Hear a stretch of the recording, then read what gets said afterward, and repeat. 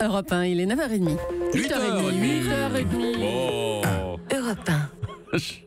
Voici la revue de presse de Marion Lagardère. Bonjour Marion. Bonjour Patrick, bonjour Julie, bonjour à tous. Dans la presse ce matin, Marion, y a-t-il encore une vérité ? C'est la question que pose en une le mensuel Philosophie Magazine. Sur la couverture, on distingue l'ombre stylisée de Donald Trump, sa banane capillaire orangée faisant office de point d'interrogation. À travers les tweets du président américain, le magazine explore les formes du mensonge, se référer à des faits qui n'ont pas eu lieu, utiliser l'hyperbole ou encore accuser les autres d'inventer des faits. Alors, vivons-nous à l'ère de la fin de la vérité ? Pour le philosophe Michel Serres, c'est notre rapport à la vérité qui s'est brouillé. Dans le débat public, dit-il, on ne se demande plus si l'aspirine est efficace, mais combien de personnes pensent qu'il est efficace ?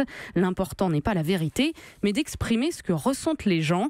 Michel Serres qui résume ainsi la difficulté. L'opinion ne demande pas de travail, alors que la vérité est toujours le fruit d'une enquête longue, humble et patiente. Enquêter, interroger, chercher, on mesure à la lecture des journaux combien la tâche est parfois ardue.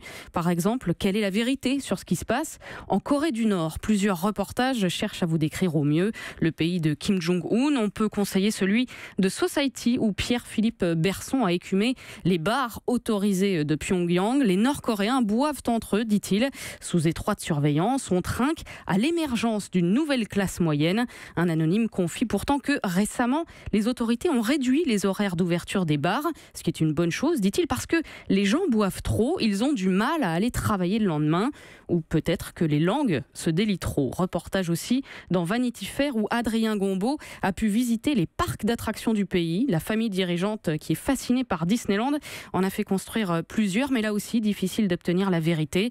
Sur un manège, écrit le journaliste, je reconnais Dumbo et Winnie, mais la responsable du parc l'assure, ces personnages ne sont pas américains, ils sont coréens. Tiens donc, l'image donne-t-elle forcément la vérité ? La question fait aussi débat en France. Avec le procès de l'affaire du quai de Valmy où plusieurs personnes sont jugées pour avoir incendié un véhicule de police et agressé des agents en marge d'une manifestation en 2016. Tribune dans Libération ce matin, co-signée par le cinéaste Laurent Cantet, l'actrice Béatrice Dalle, la romancière Marie Desplechin ou encore le dessinateur Tardy. Tous s'inquiètent de voir le procès reposer en grande partie sur des vidéos. Le tournant judiciaire qui se joue dans cette affaire, écrivent-ils, tient au rôle des images pour certifier la culpabilité des prévenus. Or, ces images ne montrent rien, les protagonistes étant tous masqués. À coups de flèches rouges sur des photos, le procureur invoque une poche de jean bombée, des baskets noires ou un caleçon de couleur rose ou mauve ou violet.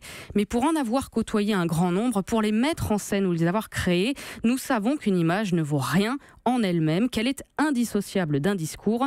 Les images nous ont appris à douter, disent-ils. Nous, dont le métier est de les regarder, d'en fabriquer, de les réfléchir, nous refusons ce que l'on veut leur faire dire et ce que l'on veut en leur nom justifier, c'est-à-dire la prison. Une tribune qui ne manquera pas de faire réagir, dans quelque sens que ce soit d'ailleurs, à retrouver dans Libération. Et puis, plus léger, Marion, mais pas moins controversé, la vérité sur la vie d'Hugh Hefner. Le fondateur du magazine Playboy, qui est mort hier, et vos journaux reviennent sur ses 91 années sulfureuses. Adieu chaud lapin, titre Le Parisien. Comment Hugh Hefner a contribué à la révolution sexuelle des années 60, propose les Inrocks. Slate, de son côté, retient les meilleurs articles de Playboy. Le site note qu'il n'y avait pas que des courbes dénudées dans le magazine. On y trouvait aussi de grandes interviews. Martin Luther King, par exemple, mais aussi Stanley Kubrick, qui parlait de Dieu, de métaphysique et de philosophie, sans compter Nabokov, Miles Davis ou encore le fondateur d'Apple, Steve Jobs. Mais dans Playboy, si les hommes pensent, les femmes posent. Rappel salutaire à lire dans le Los Angeles Times. Hugh Hefner a prêché la libération sexuelle, mais n'a jamais cessé d'exploiter le corps des femmes, écrit la chroniqueuse Robin Abkarian.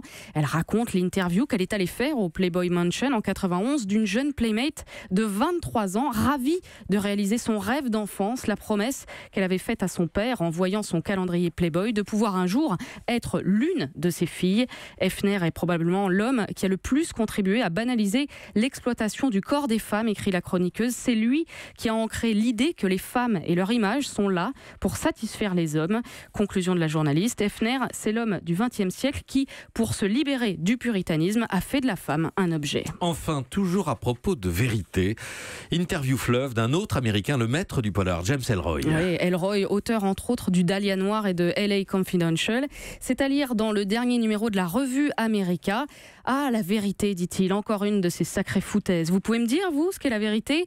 Tout le monde la fabrique, la vérité. Politiciens, historiens, médias, vous connaissez la vérité sur l'assassinat de Kennedy, vous ? Moi, pas. Personne d'ailleurs.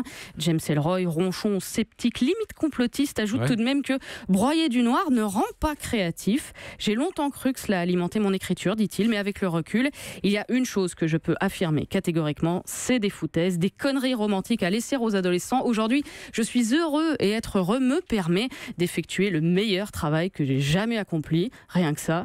La clé du bonheur, selon Ellroy, je n'ai pas de télé, dit-il, pas d'ordinateur, pas internet, pas de portable, je n'ai pas la radio, je ne lis pas le journal. Chez moi, conclut-il, j'écris ou je médite. Une interview de 20 pages à retrouver dans la revue America, en ayant à l'esprit que James Ellroy, tout génie littéraire qu'il est, ne détient pas forcément l'absolue vérité sur ce qu'est le bonheur. Excellente revue. Merci à vous, Marion Lagardère. La vérité par l'enquête et l'investigation, ce sera justement le sujet de Raphaël Antoven dans un instant. Et moi, je vous ferai entendre la voix d'un immense acteur qui sera notre invité tout à l'heure à 9h. Trintignant. Europe 1.